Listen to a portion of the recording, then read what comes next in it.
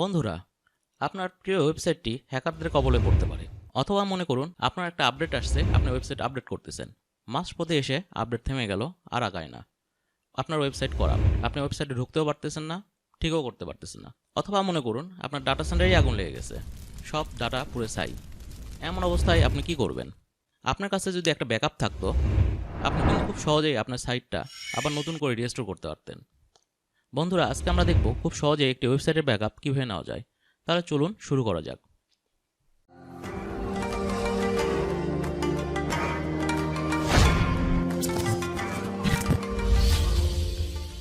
যেই ওয়েবসাইটের ব্যাকআপ আমরা নিব সেই ওয়েবসাইটে cPanel লগ ইন করেছি। ব্যাকআপ নিতে হলে আমাদের মূলত দুটো জিনিসের ব্যাকআপ নিতে হবে। একটা হচ্ছে ফাইলের ব্যাকআপ, আর একটা হচ্ছে ডাটাবেসের ব্যাকআপ। তো ফাইল ব্যাকআপ নিতে হলে আমাদের এখানে ফাইল ম্যানেজার আছে, এখান থেকে আমরা ব্যাকআপ নেব। আর ডাটাবেস ব্যাকআপটা নেব হচ্ছে এই ব্যাকআপ উইজার্ড থেকে। তো আমি প্রথমে ফাইল ম্যানেজারে চলে যাই। আমাদের এখানে cPanel ফাইল ম্যানেজার ওপেন হয়েছে। এখান থেকে আমাদের সাইটের সবগুলো ফাইলের ব্যাকআপ নিতে হলে আমাদের চলে যেতে হবে পাবলিক HTML এই ফোল্ডারটাতে। আমি বাম পাশ থেকে পাবলিক HTML ক্লিক করলাম। এগুলো হচ্ছে আমাদের পুরো সাইটের ব্যাকআপ ফাইল। আমি এই ফাইলগুলো সবগুলো প্রথমে সিলেক্ট করে নেব, তারপর এটাকে জিপ করে ডাউনলোড করব। তো আমি প্রথমে সিলেক্ট করে নিচ্ছি। এখানে উপরে সিলেক্ট অল বাটন আছে, এই বাটনটাতে ক্লিক করলাম। আমি দেখতে পাচ্ছি সবগুলো ফাইল সিলেক্ট হয়ে গেছে। এরপর আমি উপরে যে কম্প্রেস বাটনটা আছে এখানে ক্লিক করব। এখানে ক্লিক করার পর আমি এখান থেকে জিপ আর্কাইভ সিলেক্ট করব।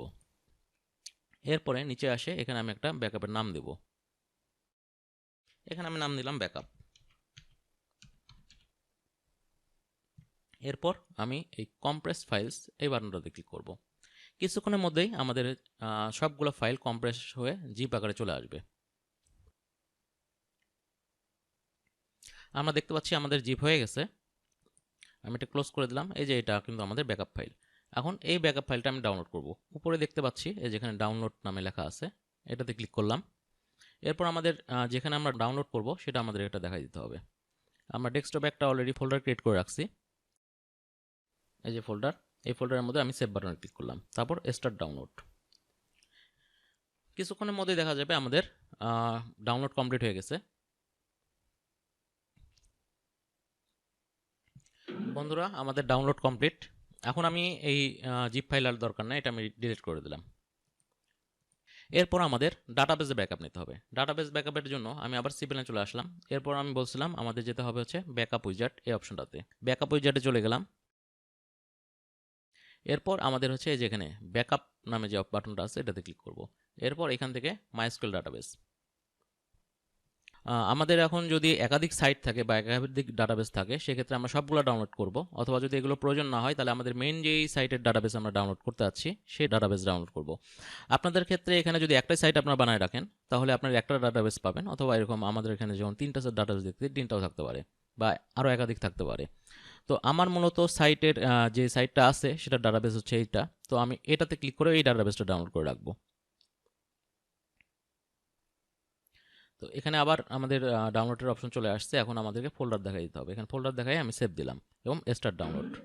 আমাদের ডাটাবেস ডাউনলোড হয়ে গেছে।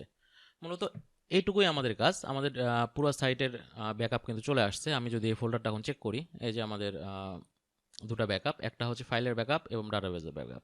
আমাদের সাইট এখন হচ্ছে ধ্বংস হয়ে যাক, পুরো ডাটা সেন্টার গুঁড়া হয়ে যাক, তারপরেও কিন্তু আমাদের ব্যাকআপ থাকবে এবং আমরা চাইলেই যে কোনো সময় নতুন একটা হোস্টিং নিয়ে আমরা কিন্তু এই ব্যাকআপটা আপলোড করে দিতে পারবো এবং আগের মতোই কিন্তু আমাদের সাইটটা ফিরে আসবে।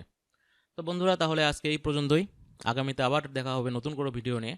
সেই পর্যন্ত সকলেই ভালো থাকবেন। আল্লাহ হাফেজ।